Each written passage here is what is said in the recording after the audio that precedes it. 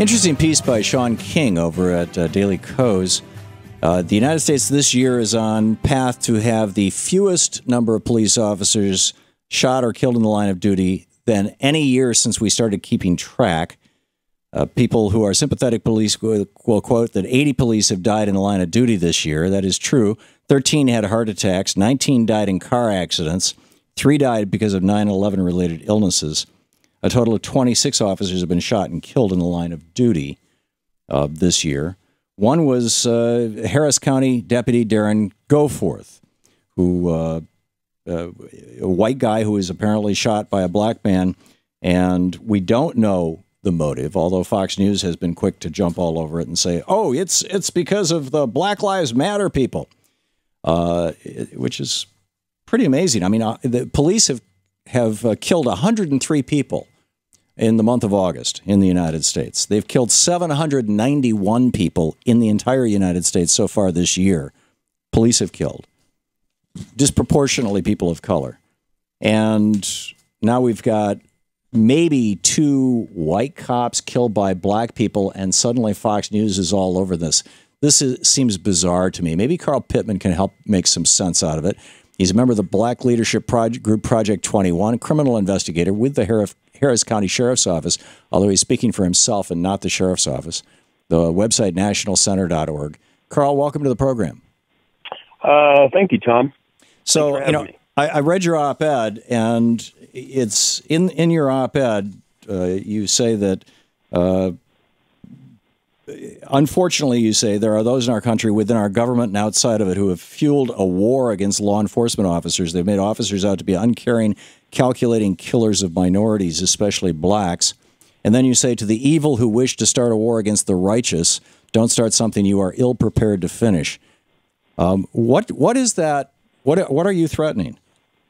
Well, it's not a threat. It's simply saying there's a very fine line between society and what we've come to know as relative, peace and calm. You can drive and be outside most of the time and you're going to be safe, versus those who really want to turn this country into some sort of war zone.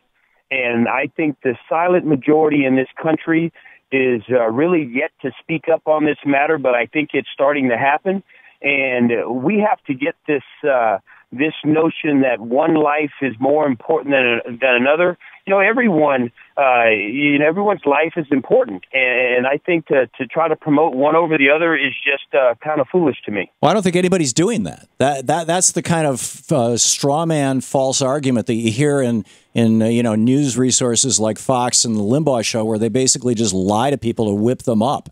There is nobody saying Black lives matter, therefore white lives don't. What they're saying is that black people have been killed all out of proportion, imprisoned all out of proportion, discriminated against all out of proportion to white people in this country. And there's been a 400-year genocide basically going on against both people of both African Americans and Native Americans.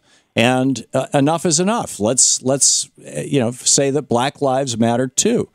That is not what you described. Again, but you just added a word to that statement that which I think would make the statement much more acceptable by saying Black lives matter too.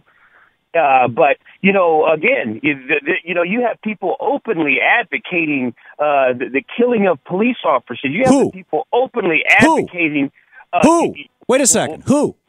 There's a group that was marching. It was all over the media just within a day or two, holding a banner saying Black Lives Matter, chanting, kill a pig, fry him like bacon. So you've got one guy that Fox News found, and you don't even know if he actually made that sign or if the Koch brothers paid him to carry that sign. This was an entire group of individuals marching. And again, I'm not here to argue. So tell me who they are. Let's get them on. Let's talk to them, because I don't believe that it's real. Opinions in this country. There are different opinions in this country, and obviously blacks have surely experienced some things with law enforcement in the history of this country that should not have happened. And are continuing to. Over 700 people have been killed by police in this country. And being a police officer isn't even in the top 10 of most dangerous professions. Commercial fishermen die at the rate of 129 per 100,000. And, loggers die at the rate of 102 per 100,000. Aircraft pilots, 57 per 100,000.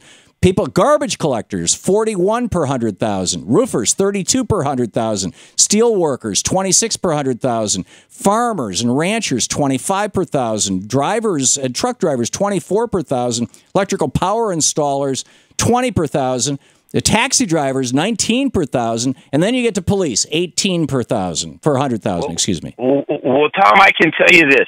None of those people you just named off that list are you going to call when the worst thing that you can just about imagine is happening to you.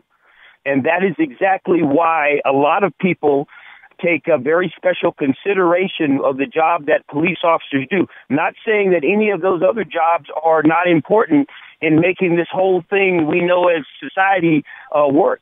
But you're right. You're right. When the worst things are happening to you, you call the police. And just the day before yesterday, we've got the video now. This guy, a Hispanic guy, again, the police show up. Somebody, he had called the police, or somebody in his house had called the police. He's literally standing in his front yard with his hands in the air, and they assassinated him. And Tom, I will tell you, each and every time you have an instance where a police officer has acted inappropriately or illegally, they should be prosecuted But they have not been, Carl. They have not been. We have a long history in the United States of police never being prosecuted. It's continuing to go on, and you know it's wrong. Well, I'm surely not here trying to tell you that it's right, and I'm not telling you that I have control over it, but what I am telling you is that someone with bad conduct should be dealt with, whether they are wearing a badge or whether they are So not. What's your suggestion? What should we do about this police violence epidemic that we have in the United States that doesn't happen in the rest of the developed world? Well, I think a lot of Americans are tired of lip service about sitting and having meetings and congressional hearings. We actually need to take this to the ground level, to the streets, and get into the communities as law enforcement officers and start to talk to leaders within the community and start creating relationships, because the problem is fear and lack of trust. I absolutely agree, and I'm totally a huge fan of community policing. It's Bill Clinton put 100,000 cops on the street with the stipulation that they had to walk the beat. They had to literally be in the community. That was funded.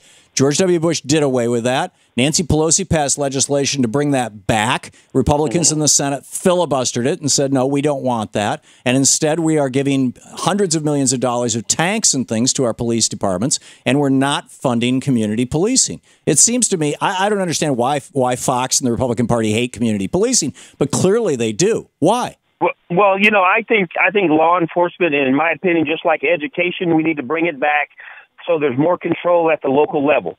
But every community has a right to insist and demand that their public servants communicate with them, work well with them, and treat them fairly. So is that not what the Black Lives Matter movement is saying? Well, you're missing the point. I don't mind that the fact that they want to promote the fact that black lives are important. That is not my argument. My argument is when you get to a point where there are those within that movement that are taking this a step further. No, but this guy who shot this cop has a history of mental illness. Police have been shot at by crazy people as long as there have been police. Okay. Well, but what exactly is your point that this man fueling his car, whether he was wearing a uniform or not, but in this case he was summarily executed? I know it's a terrible thing. It's a crime. We do a lousy job in this country of treating mental illness because the Republicans won't fund it. Ronald Reagan closed the mental hospitals and created homelessness in this country. And B, we've got to do. Well, we're out of time. I'm sorry, Carl. Thank you.